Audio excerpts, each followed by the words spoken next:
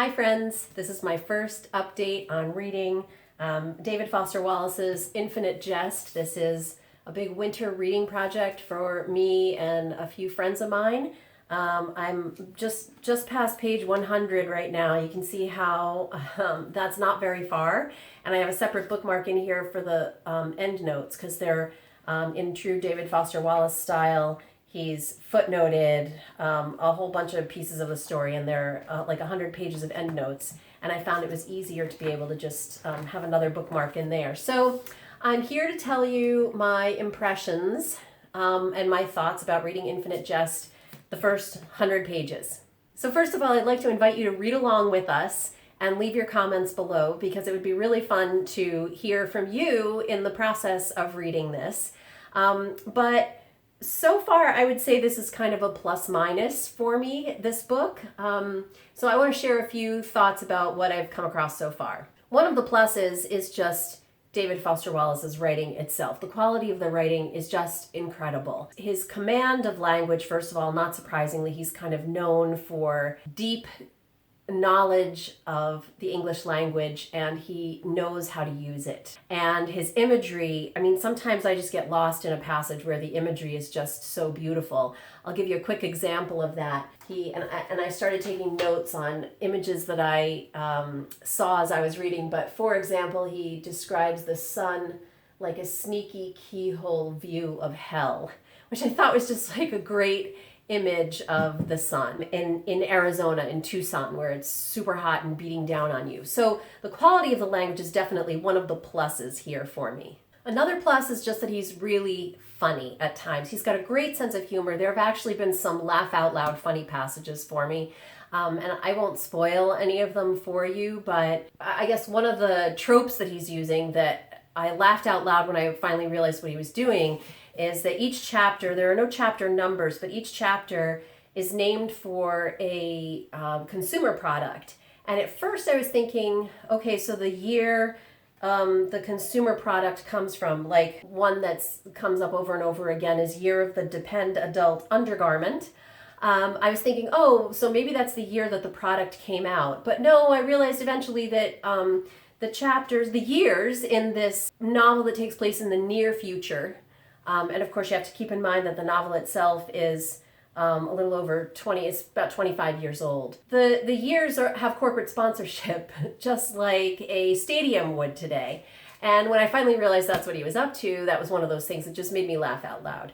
So there's a lot of really great, he has a great sense of humor, and so the book is just fun to read at times. Another really cool thing I'm seeing, even just 100 pages in, is how David Foster Wallace is anticipating the future. So it's fun to read it 25 years after its publication, because you can see now some things that he was dead on about. I mean, the corporate sponsorship of years, honestly, is not totally far-fetched. We've certainly seen that trend increasing since 1996 when the novel first came out. So one of the examples is he kind of anticipates flat screen TVs and our viewing habits. He didn't anticipate streaming, which is really interesting. He's still using the term cartridges, like there's a physical cartridge. But basically, he did anticipate binge watching. And that's like part of the culture that he's describing, which really didn't exist in 1996. So it's really fascinating. I have another part in my notebook here, because I find it more pleasurable to read a challenging book like this if I'm taking notes. So I have a section in here on DFW anticipates the 21st century. He refers to them as serial cartridges, which is basically binge watching. So that's another really fun positive element of this book for me. There are a few negatives so far. One of them is that this is, and I knew this going in, this is a very masculine book. You know, I mean, I don't know if other women would agree with me, but I feel like I grew up reading books by men. Most of the books that were required in school when I was in school were written by men. Like, it was just sort of a given that a woman's voice was going to be unusual. So I don't know whether that makes it easier or harder for me, but I'm very aware when I'm reading a book by a guy because I'll get to parts where I'm like, oh my God, okay, whatever. And there's a lot of that in this book. I mean, it is a very masculine book. That said, like one of my favorite passages so far has been a passage that takes place in the boys' locker room. His protagonist, Hal, is a teenage boy at this tennis academy, and just like the scene was so fully developed and real, and he really got the voices of these teenage boys. I thought that scene, although it was very masculine, was also really fun to read. There's some other stuff in here that's just really guy stuff that I'm kind of like totally over. I'm willing to read past that because there are other things about the book that I really like.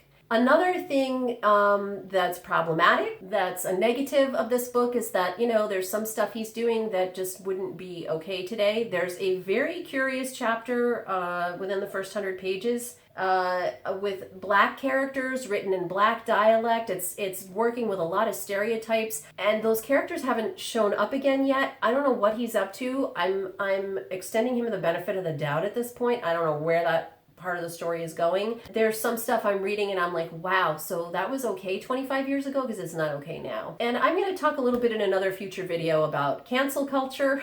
I am not canceling David Foster Wallace, but I do want to talk about some of these things that are coming up that I'm like, ew. And the last thing I want to talk about for now, 100 pages in, is the challenge of this book. If you've read Ulysses, James Joyce's huge novel Ulysses, you have some experience with a novel like Infinite Jest, because I think I keep being struck by how Joycean, in some ways, this novel is. Wallace seems to be playing with different genres and different characters and kind of like slice of life, very masculine, really experimental. There are like a lot of elements of this book that remind me of Ulysses.